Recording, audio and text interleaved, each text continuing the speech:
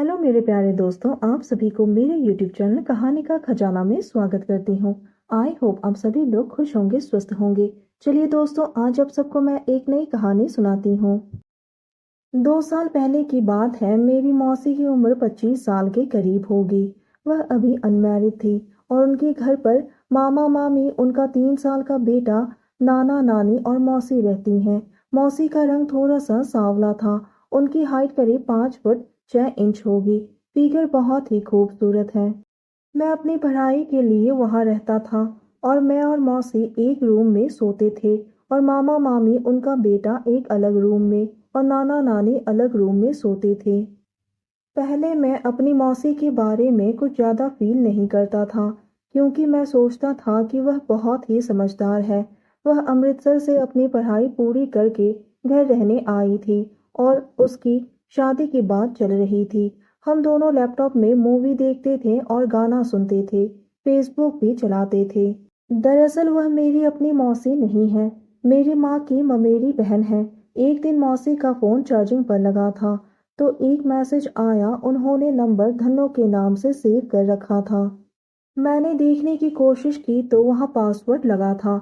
मौसी आई, मैंने बोला कि आपके फ़ोन पर मैसेज आया था, तो उन्होंने फ़ोन उठाया और ऊपर वाले कमरे पर जाकर बात करने लग गई।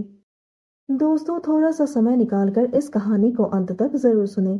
दोस्तों, आप लोग चैनल को सब्सक्राइब करना भूल जाते हैं। दोस्तों, आप सबसे रिक्वेस्ट है कि चैनल को एक सब्सक्राइब करें और वीडियो को एक लाइक करें।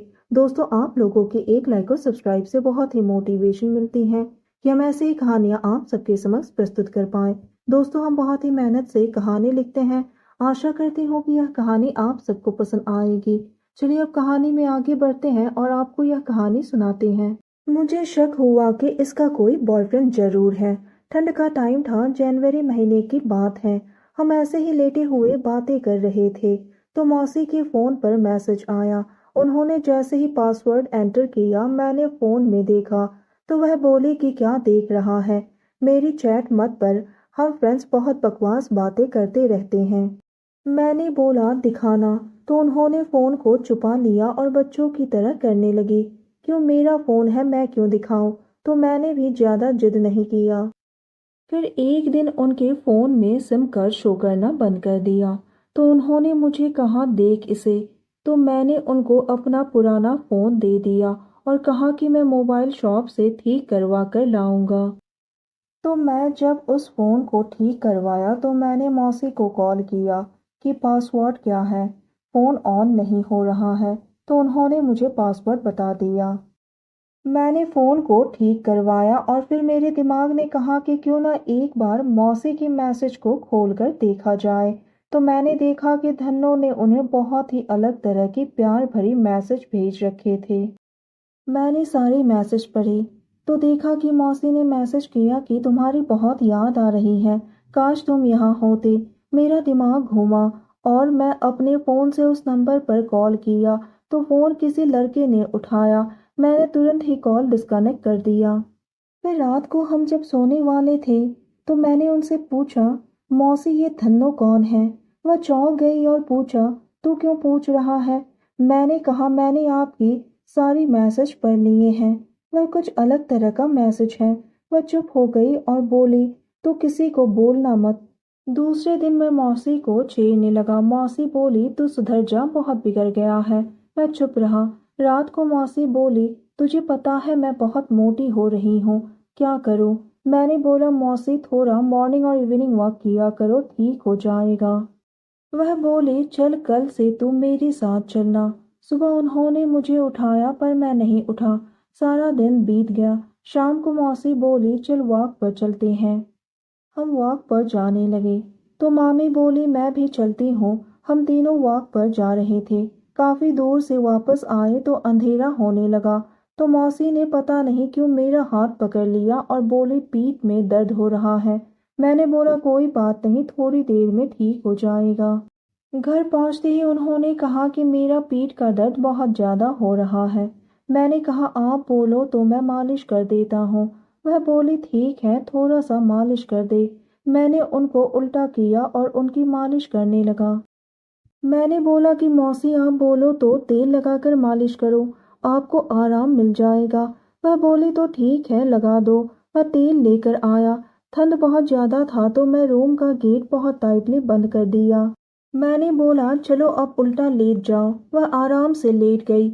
मैंने तेल मालिश करना चालू कर दिया। उन्हें बहुत ही आराम मिल रहा था। फिर 20 मिनट के बाद वह बोली अब ठीक है, अब थोड़ा आराम मिल रहा है, आज के लिए बस इतना ही। मैं बाथरूम में गया और अपना तेल वाला हाथ अच्छी तरह से धोकर आया। रूम में आकर लेट गया, लाइट ऑफ की और रूम में बिल्कुल अंधेरा हो गया। मैं आकर उनके बराबर लेट गया तो वह थोड़ा मेरे साथ चिपक रही थी। फिर वह वैसे ही सो गई। वो रात ऐसे ही निकल गई। अगली रात मैंने फिर से कहा पीठ दर्द तो नहीं हो रही है। वह बोली नहीं अब ठीक है। ऐसे ही 5 दिन बीत गए। रोज वॉक पर जाती थी। मैंने नोटिस किया कि मौसी भी अब मेरा कुछ ज़्यादा ही ख्याल रखने लगी थी। एक रात मैंने मौसी को कहा मौसी क्या बात है, आजकल धन्नो के मैसेज नहीं आते हैं, ब्रेकअप हो गया है क्या? वह बोली चुप करके सो जाओ वरना बहुत मारूंगी। मैं ऐसे ही लेटा रहा। कुछ देर बाद मौसी बोली यार तूने किसी को बताया तो नहीं? मैंने बोला क्या? वह बोली मैसेज के बारे में। मैंने जानबूझकर बोला कौन सा मैसेज? वह बोली धन्नो वाले। मैंने कहा कौन सा धन्नो? उन्होंने उठकर पिलो मेरे सर पे दे मारा और बोली तो बहुत ही शैतान हो गया है। और फिर मुझे थोड़ा हक किया और बोली यार बहुत प्रॉब्लम है। मैंने बोला क्या है? वह बोली इंटरकास्ट की दिक्कत है, उसके घर वाले नहीं मान रहे हैं। मैंने कहा हाँ आपके घर वाले जैसे मान ही जाएंगे। वह बोली प्लीज और टेंशन मत दे।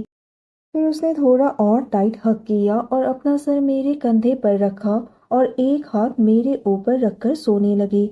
और फिर उन्हें नींद आ गई और वह करवट लेकर सीधी हो गई।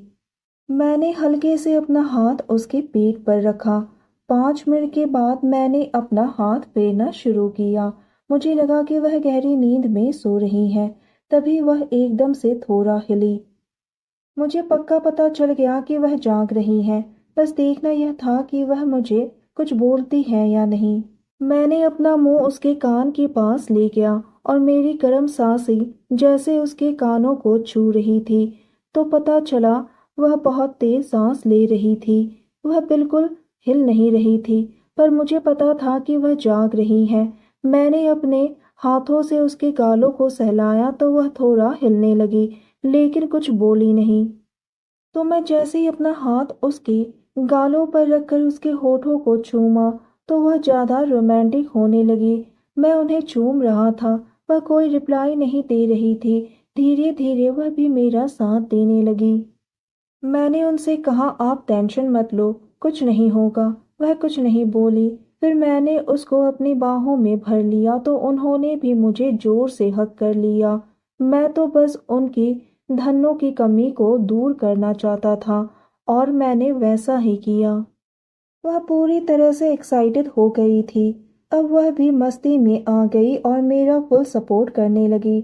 उसकी मीठी सिसकारियां कमरे में गूंज रही थी जो मुझे और भी मदहोश किए जा रहा था और मैं भी अपने कंट्रोल से बाहर हो गया था।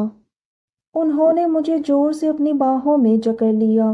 पूरी कार्यक्रम के दौरान उनके मुंह से एक शब्द भी नहीं निकला। वह बस अपनी आंखें मूंद कर लेटी रही। करीब 25 मिनट के बाद मैं उनके बगल में ही लेट गया। मैंने मोबाइल में देखा तो तब तक 3 बज चुके थे। मैं वैसे ही सो गया। 5 मिनट के बाद मौसी ने मुझे फिर से हक किया और मेरे कानों में आकर बोली ये तुम्हारा पहली और आखिरी बार है। मैंने कुछ नहीं बोला। सुबह हो गई तो मुझे थोड़ा अजीब सा महसूस हो रहा था पर मौसी एकदम सामान्य थी। उसके बाद उन्होंने कभी ऐसा मौका मुझे नहीं दिया। वो शायद मेरी जिंदगी का पहला और आखिरी मौका था। तो दोस्तों यह कहानी सुनने के बाद आप सबकी क्या राय है हमें कमेंट करके ज़रूर बताइए और साथ ही इस वीडियो को एक लाइक करें, चैनल को एक सब्सक्राइब करें और नोटिफिकेशन बेल को भी ज़रूर दबाएं ताकि अगली अपडेट सबसे पहले आपको मिले। दोस्तों आपके एक लाइक और सब्सक्राइब से बहुत ही मोटिवेशन मिलती है कि हम ऐसी ही कहानियाँ आप सबके समक्ष प्रस्तुत कर पाएँ। आप सबने अपना कीमती समय निकालकर इस वीडियो को सुना, इसके लिए आप सभी को धन्यवाद करती हूँ। धन्यवाद दोस्तों।